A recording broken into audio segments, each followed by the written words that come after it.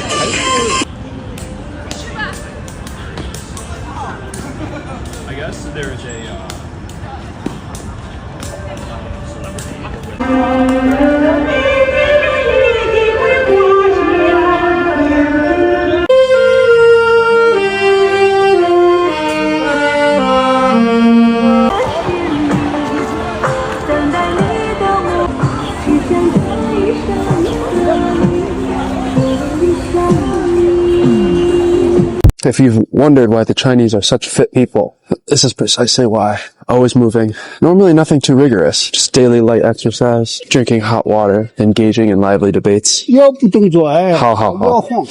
normally burns enough calories. You don't need all this CrossFit and keto diet. Just need to twist your hips a little bit. 在上面要求，它和球一样的有中要求，当中要求是哪个国家的？美国的美国是反正多民族的下要求一样的，抱个球，抱个球旋转。It's kind of like we're grabbing like bugs or something. 空拳，我们在船上。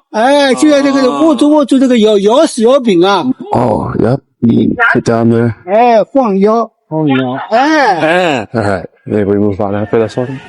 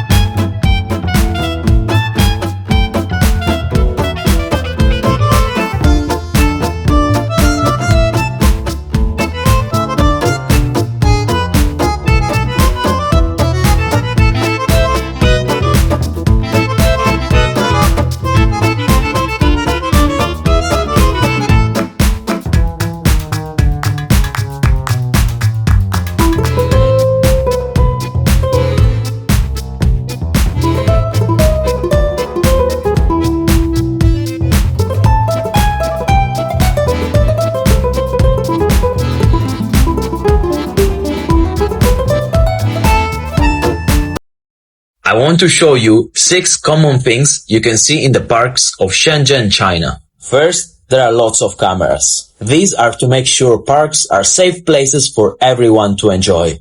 Second, they have outdoor solar-powered public gyms. And these gyms are totally free of charge. You just need to scan the QR code, which will activate the machine, and you can train as much as you want. Third, smart showers. You can use these showers for 20 minutes and each time is only 10 yuan. 4. There are so many elderly doing physical activities. And have a look at these aunties, they are so cute. Then there are free public toilets available to anyone. And finally, you have to know that these parks are huge, so there is a shuttle service to bring people around.